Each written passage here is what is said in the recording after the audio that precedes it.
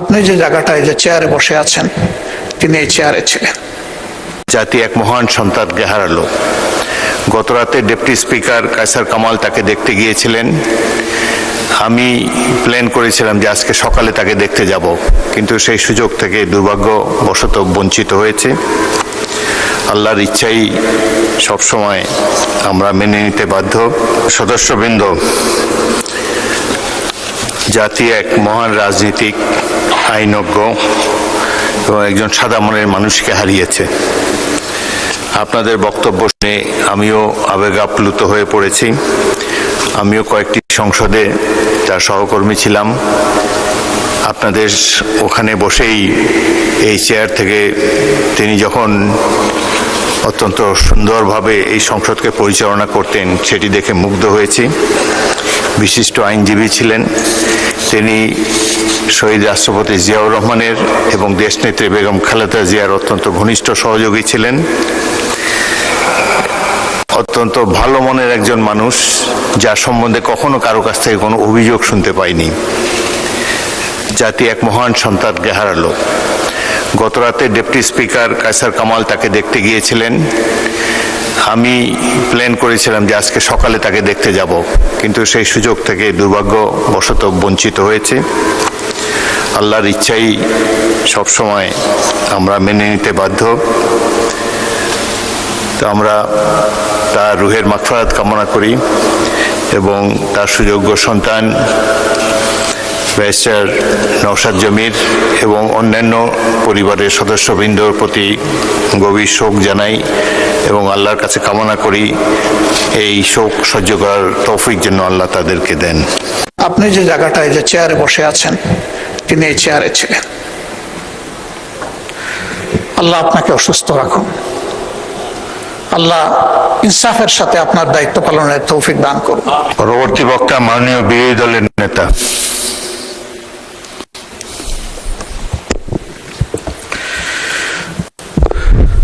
মাননীয় স্পিকার, আপনাকে ধন্যবাদ। আলহামদুলিল্লাহ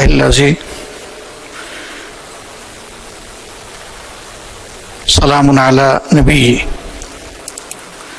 আউযু বিল্লাহি মিনাশ শাইতানির রাজিম।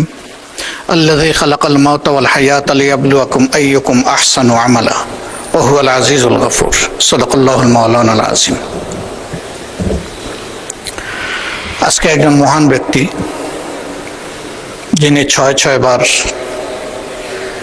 এই পার্লামেন্টের সদস্য নির্বাচিত হয়ে জাতীয় গুরুদায়িত্ব পালন করেছেন, যিনি মহান পার্লামেন্টের স্পিকার ছিলেন, যিনি অস্থায়ী রাষ্ট্রপতি ছিলেন, আইন অঙ্গনের একজন তারকা আইনজীবী ছিলেন। আজকে তিনি দুনিয়া থেকে বিদায় নিয়েছেন। আমি সূরা মুলকের ২য় আয়াতটি এখানে তেলাওয়াত করেছি। আল্লাহ রাব্বুল আলামিন এই আয়াতে সমস্ত মানব জাতিকে স্মরণ করিয়ে দিয়ে বলছেন, আল্লাযী খালাকাল মাউতা ওয়াল হায়াত, তিনি সেই মহান সত্তা যিনি তোমাদেরকে মৃত্যু এবং জীবন উপহার দিয়েছেন।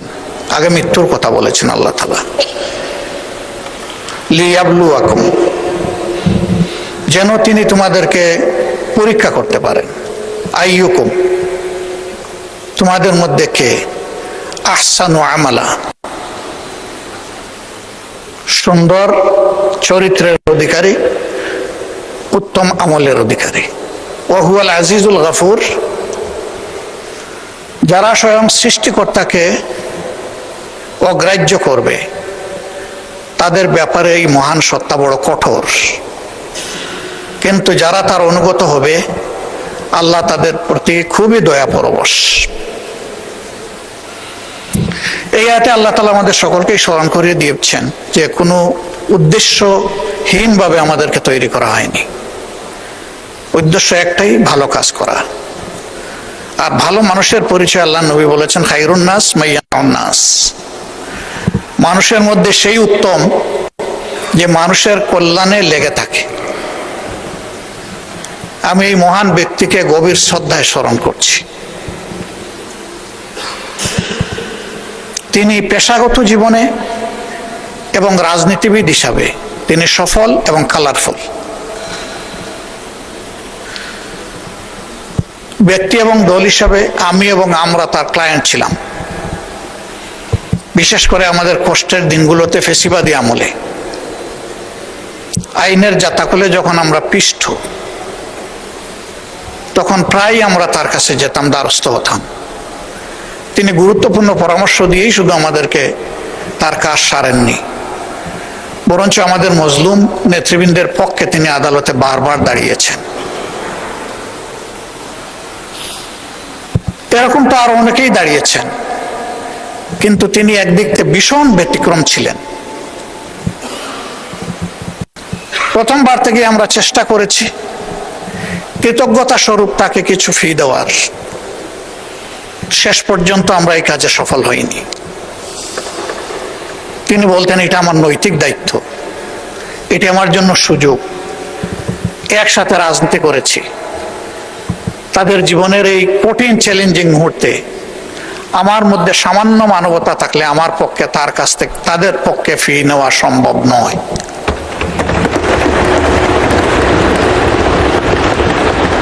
তার এই অবদান স্মরণ করে আমার চোখে পানি আসছে। আমরা তার ঋণ পরিশোধ করতে পারবো না। তিনি স্পিকার হিসাবে পার্লামেন্টকে প্রাণবন্ত করে রাখতেন, আর আইনের অঙ্গনে তিনি অনেকের গুরু। তার চলন বলন সবকিছুই ছিল শিক্ষণীয়। কিন্তু এরপরে তিনি মানুষ, কোনো মানুষই আমরা ভুলের উঠতে না।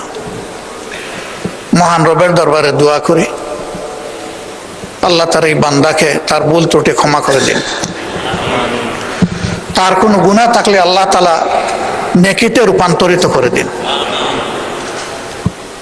এবং আল্লাহ তাআলা তার এই অনন্ত সফরে নিজেই তার সঙ্গী হিসাবে উত্তম ফেরেশতাদেরকে নিয়োজিত করুন।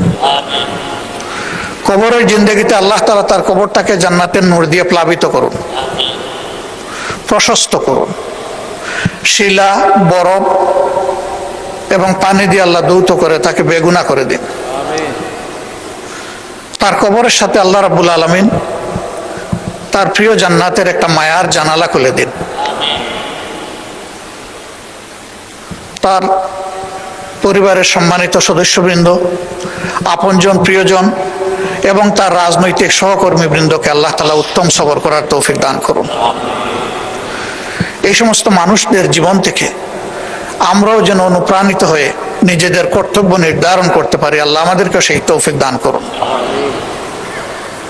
আমরা একটু পরেই বিসমিল্লাহ আলা মিল্লাতে রাসূলিল্লাহ বলে মহান আল্লাহর কাছে তাকে সমঝে দেব।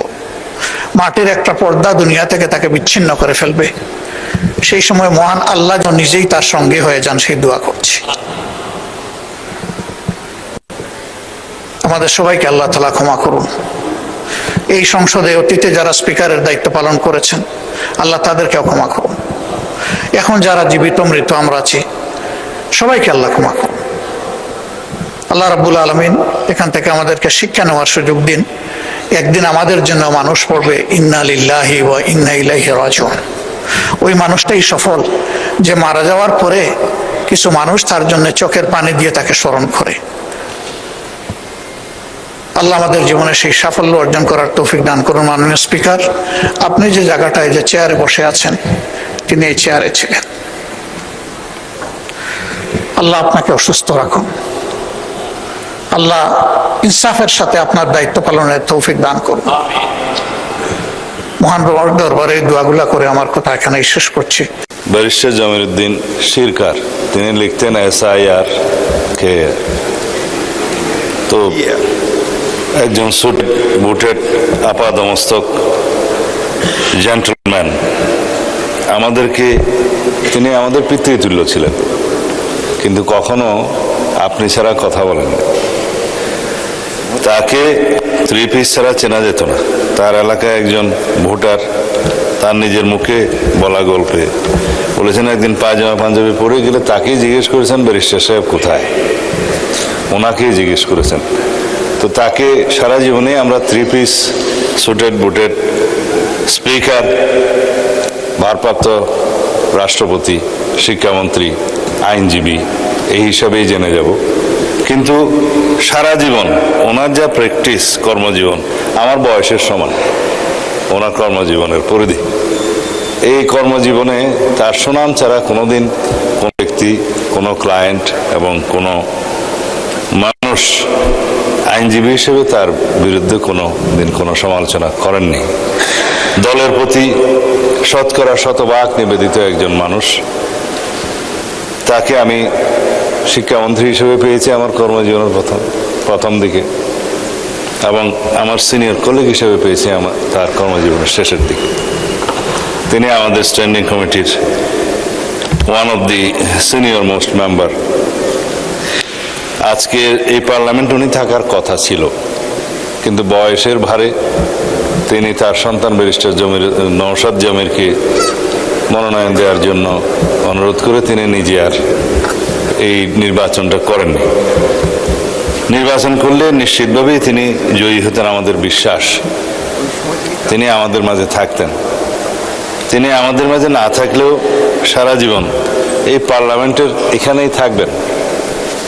আমরা শুনেছি, জানতে পেরেছি প্রথা মাফিক পার্লামেন্টেই যেখানে সাবেক স্পিকারদেরকে কবরস্থ করা হয়, সমাধিস্থ করা হয়, সেখানেই ওনাকে আজকে তার দাফনটা করা হবে, কবর দেওয়া হবে। সুতরাং তিনি পার্লামেন্টেই থাকবেন। তিনি পার্লামেন্টে ছিলেন, তিনি সংসদ সদস্য ছিলেন, তিনি আইনজীবী ছিলেন, তিনি আইন প্রণয়নকারী ছিলেন, তিনি স্পিকার ছিলেন, তিনি সাবেক রাষ্ট্রপতি ছিলেন, এবং সেরকম একজন সাকসেসফুল মানুষ আমাদের জন্য ভবিষ্যতের অনুপ্রেরণা হয়ে থাকবে। স্পিকার হিসেবে নয়, এখানে আমি তাকে সংসদ সদস্য হিসেবে যে ভূমিকা রাখতে দেখেছি, যা কিছু আমরা তাদের কাছ থেকে শিখেছি পরবর্তী জীবনে সেটা আমরা প্রয়োগ করার চেষ্টা করব। মানে স্পিকার, ধন্যবাদ আপনাকে। নীরবতা পালন শেষে দোয়া এবং মোনাজাত পরিচালনা করবেন মাননীয় সদস্য মোহাম্মদ কামরুজ্জামান, মুন্সিগঞ্জ 3। السلام عليكم ورحمة الله وبركاته. اللهم صل على محمد وعلى آل محمد كما صليت على إبراهيم وعلى آل إبراهيم إنك حميد مجيد. اللهم بارك على محمد وعلى آل محمد كما باركت على إبراهيم وعلى آل إبراهيم إنك حميد مجيد. الحمد لله رب العالمين والعاقبة للمتقين والصلاة والسلام على أشرف الأنبياء والمرسلين وعلى آله وصحبه أجمعين. يا ربي لك الحمد كما ينبغي لجلال وجهك وعظيم سلطانك، وصل على محمد كما هو أهلك، وافعل بنا خير كما أنت شأنك. وإلهكم إله واحد لا إله إلا هو الرحمن الرحيم، لا إله إلا أنت سبحانك لا حول ولا قوة إلا بالله، لا ملجأ ولا منجا من الله إلا إليك. سبحان الله وبحمده سبحان الله العظيم. ربنا ظلمنا أنفسنا وإن لم تغفر لنا وترحمنا لنكونن من الخاسرين. اللهم إنك عفو كريم تحب العفو فاعف عنا. رب اغفر وارحم أنت خير الراحمين. ربنا اغفر لي ولوالدي رب ارحمهما كما ربياني صغيرا. আল্লাহ, আমরা এখানে কতিপয় গুনাহগার। আল্লাহ, একটা দেশের তাহজিব তামাদ্দুনের এই বাংলাদেশে পবিত্র সংসদ এখানে যারা দাঁড়িয়েছে সবাই জনপ্রতিনিধি মালিক। আল্লাহ, তুমি আমাদের যাকে উদ্দেশ্য করে আজকে হাত তুলেছি, আল্লাহ তাকে তুমি মাফ করে দাও। এই সংসদের প্রথম থেকে আজ পর্যন্ত আল্লাহ যে সমস্ত মেহমানরা জনপ্রতিনিধি হয়ে এখানে আসছিলেন সবাইকে আল্লাহ আপনি মাফ করে দেন। খাস করে শহীদ প্রেসিডেন্ট জিয়াউর রহমান, আমাদের কাছ থেকে খালেদা জিয়া, যাকে পেয়েও মালিক সংসদে আমরা তাকে পাই নাই। আল্লাহ, আমাদের সবার আমিনের গুণে তুমি তাদেরকে আল্লাহ মাফ করে দাও। আল্লাহ, আমরা এখানে সবাই মজলুম, কেউ না কেউ এমন কোনো ব্যক্তি নাই যারা কষ্ট করে এই জায়গায় আসে নাই, যাদের দ্বারা কষ্ট পাইছে মালিক, তাদেরকে তুমি শাস্তির আওতায় এনে দাও মালিক। আমরা যেন আল্লাহ জনপ্রতিনিধি হয়ে সবাইকে সেবা করতে পারি, সেইভাবে তুমি আমাদেরকে প্রস্তুতি নিয়ে মানুষ সেবার কারিগর হিসেবে তুমি আমাদেরকে প্রস্তুতি করার তৌফিক দান করে দাও। কাজ করে এই সংসদের সংসদ নেতা আল্লাহ, বাবা মা ভাই হারিয়ে এই জায়গায় দায়িত্ব নিয়েছে, এই দেশের দায়িত্ব নিয়েছে, আল্লাহ তাকে তুমি কামিয়াব করে দাও। আল্লাহ, তুমি আমাদের সবার এই দোয়ার উসিলায় তুমি তাদেরকে মাফ করে দাও। এই সংসদে যারা যেভাবে আল্লাহ নির্যাতিত হয়েছে, যাদের হাহাকার তোমার আসমানের জমিনে থেকে তোমার আরশে আজিমে গিয়েছে আল্লাহ, তাদেরকে আল্লাহ দিলেন নেক মাকসাদ গুলাকে আল্লাহ আপনি পুরা করে দাও। আল্লাহুম্মা আরিনাল হাক্কা হাক্কা ওয়ারযুকনা ইত্তিবাআ ওয়া আরিনাল বাতিলা বাতিলান ওয়ারযুকনা ইজতিনাবা। আল্লাহ আমরা একদিন আল্লাহ কবরবাসী হয়ে যাব, কবরে যাইবার আগে আল্লাহ আপনি আমাদেরকে গুনাহমুক্ত জীবন দান করেন, পাপকে ঘৃণা করানো অন্তর আপনি তৈরি করে দেন মালিক। ইয়া মুকাল্লিবাল কুলুব সাব্বিত কুলুবানা আলা ঈমান। আল্লাহ আমাদেরকে তুমি এমনই ভাবে জীবন যাপন করার তৌফিক দান করেন যেভাবে মানুষ আমাদের প্রতি খুশি থাকে মালিক। আল্লাহ আপনি আমাদের সবাইকে আল্লাহ আপনি কবুল করে নেন। আল্লাহুম্মা ফারিজাল হাম কাশিফাল গাম মুজিবাদ দাওয়াতাল মুস্তাররিন রাহমানাদ দুনিয়া ওয়াল আখিরা ওয়া রাহিমাহুমা আনতা তারহামনি ওয়া রাহমনি। আল্লাহ সুবহানা রাব্বিকা রাব্বিল ইজ্জাতি আম্মা ইয়াসিফুন ওয়া সালামুন আলাল মুরসালিন ওয়া আখিরু দাওয়ানা আলহামদুলিল্লাহি রাব্বিল আলামিন। অনেকেই রিক্সায় চড়তেন, এখন প্রাডো গাড়িতে চড়েন আর জুলাই চেতনা বিক্রি করেন। মোহাম্মদ আখতারুজ্জামান, মাননীয় সদস্য, ময়মনসিংহ 10, আপনার সময় 6 মিনিট।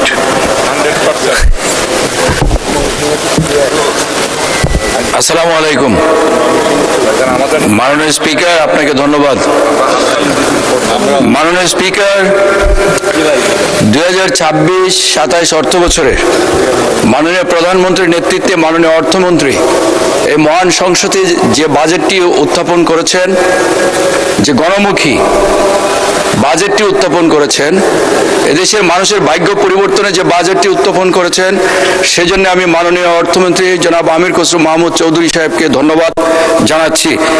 মাননীয় স্পিকার, আমি 36 বছরের রাজনৈতিক কর্মী, আমি দেখেছি যে বাজেট পেশ করার আগে মানুষ উৎকণ্ঠায় বসে থাকতো কোন জিনিসের দাম বেড়ে যাবে।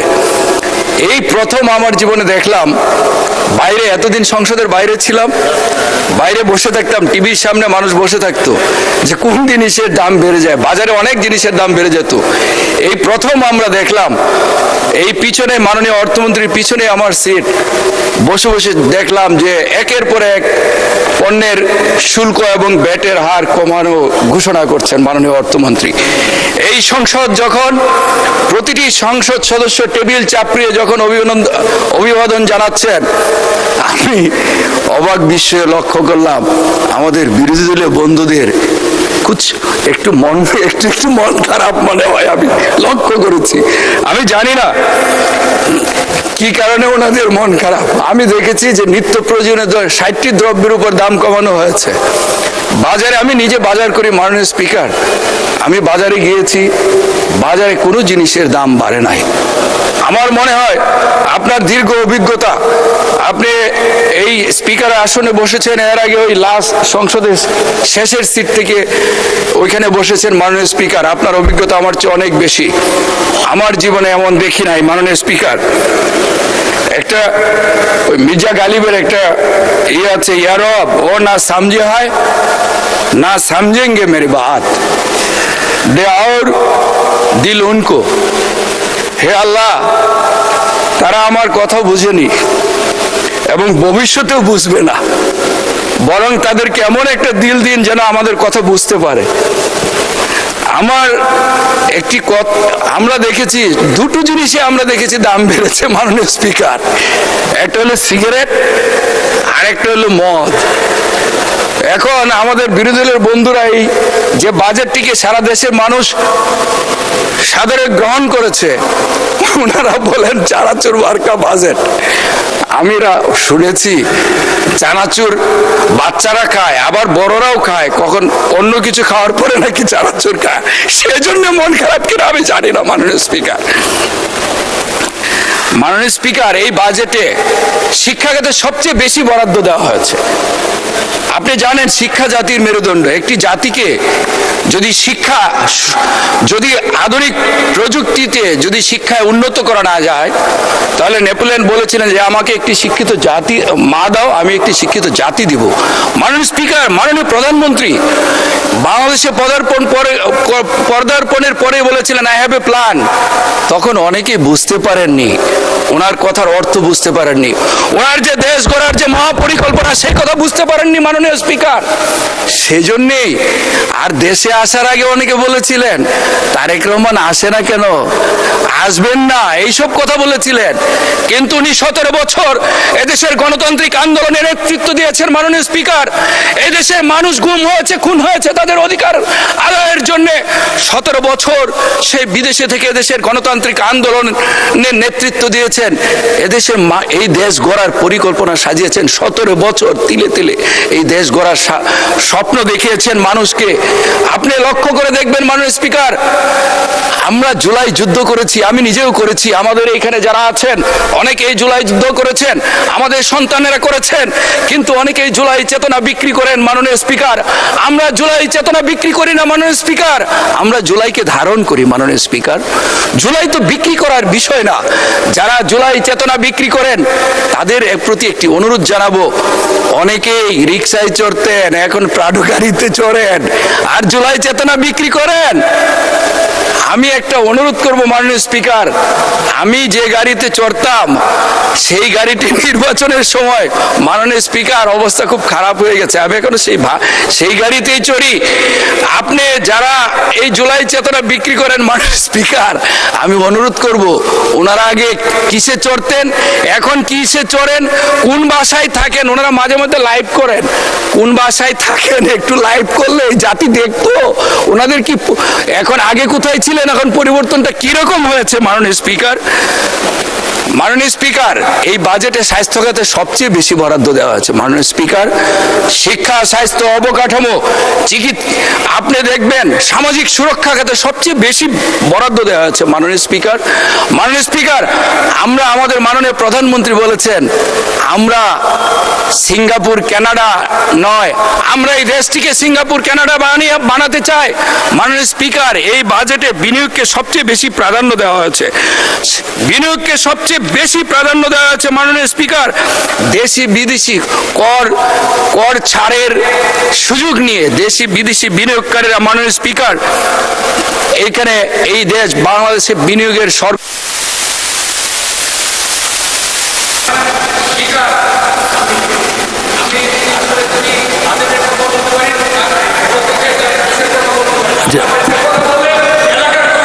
আচ্ছা 2 মিনিটে শেষ করেন মাননীয় স্পিকার। আমাকে একটু 5টা মিনিট সময় বাড়িয়ে দেন। আপনার হুইপ দিয়েছেন। মাননীয় স্পিকার, মাননীয় চিফ হুইপের প্রতি অনুরোধ করবো আমাকে 5টা মিনিট সময় বাড়িয়ে দেন মাননীয় স্পিকার। মাননীয় স্পিকার, মাননীয় স্পিকার, সঠিক নেতৃত্ব, দূরদর্শী নেতৃত্ব একমাত্র তারেক রহমান, শহীদ জিয়াউর রহমানের ঔরসজাত সন্তান।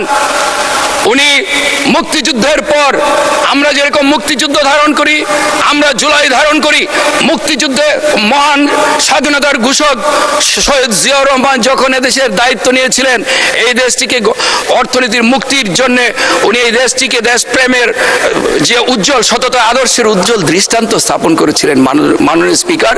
আমরা স্বাধীনতাকে জুলাই দিয়ে মুছতে চাই না, আমরা স্বাধীনতাকে অন্তরে ধারণ করি, জুলাইকে অন্তরে ধারণ করি মাননীয় স্পিকার। মাননীয় স্পিকার, আমার এলাকার কিছু সমস্যার কথা আমি মাননীয় স্পিকার বলতেই হবে এখানে। মাননীয় স্পিকার, আমি যে এলাকা থেকে নির্বাচিত হয়েছি মাননীয় স্পিকার 47 বছর পর ওই এলাকা থেকে এই সংসদে আসার সৌভাগ্য হয়েছে মাননীয় স্পিকার। আমি ছিলাম গোলন্দাজের জুলুমের রাজ্যে, আমার এখানে জিয়া হত্যার সাজাপ্রাপ্ত আসামি ক্যাপ্টেন অবসরপ্রাপ্ত গিয়াস এই মহান সংসদে এসে কলঙ্কিত করেছিলেন এই সংসদকে। মাননীয় স্পিকার, তারা জুলুমের রাজ্য কায়েম করেছিলেন, আমি ইনসাফের রাজ্য কায়েম করতে চাই। সেই ইনসাফের রাজ্য কায়েম করতে মাননীয় অর্থমন্ত্রী এখানে নাই, আমি অর্থমন্ত্রী দৃষ্টি আকর্ষণ করব যে বিভিন্ন বিভাগে, সারা বাংলাদেশের বিভিন্ন বিভাগে অবকাঠামো উন্নয়ন খাতে বিভিন্ন বিভাগ রয়েছে, কিন্তু ময়মনসিংহ বিভাগ সেখানে অন্তর্ভুক্ত নাই মাননীয় স্পিকার। মাননীয় স্থানীয় সরকার মন্ত্রী রয়েছেন এখানে, উনি অত্যন্ত আন্তরিক, আমি ওনার প্রতি অনুরোধ জানাবো উনি সারা বাংলাদেশের মতোই ময়মনসিংহকে, সেই ময়মনসিংহ অঞ্চলকে, ময়মনসিংহ জেলাকে, আমার পিছিয়ে পড়া গফরগাঁও পাগলাকে উনি। ধন্যবাদ মাননীয় সদস্য। পরবর্তী বক্তা মাননীয় সদস্য সালাউদ্দিন, আপনাকে 1 মিনিট বাড়িয়ে দেওয়া হয়েছে, প্লিজ। সময় তো আমি দেই না, সময় আপনাদের চিফ হুইপ দেয়। 1 মিনিটে শেষ করেন প্লিজ, না হলে তাদের বক্তৃতা ছোট হয়ে যাবে। আপনি তাদের মাননীয় সময় নিয়ে স্পিকার, নিচ্ছেন। আমার এলাকাটি অত্যন্ত অবহেলিত মাননীয় স্পিকার। আমার এলাকায় 47 বছর কোনো কাজ হয় নাই মাননীয় স্পিকার। অপরাধ বেগুন তো আছে। মাননীয় স্পিকার, লাফা বেগুন চালিয়ে যান, সেটাও 1 মিনিট, বিলুপ্ত 1 হয়ে গেছে মিনিট। এই জুলুমের কারণে। মাননীয় স্পিকার, মাননীয় স্পিকার, আপনাকে মাননীয় স্পিকার, আমার এলাকাটা যেহেতু অত্যন্ত অবহেলিত, এই এলাকাটিকে একটি বিশেষ নজর দেওয়ার জন্য মাননীয় স্থানীয় সরকার মন্ত্রী, মাননীয় স্বাস্থ্যমন্ত্রী, এই যে মাননীয় সমাজ কল্যাণ মন্ত্রী এখানে রয়েছেন আমাদের সামনে, ওনার জন্মও কিন্তু আমার গফরগাঁয়ে মাননীয়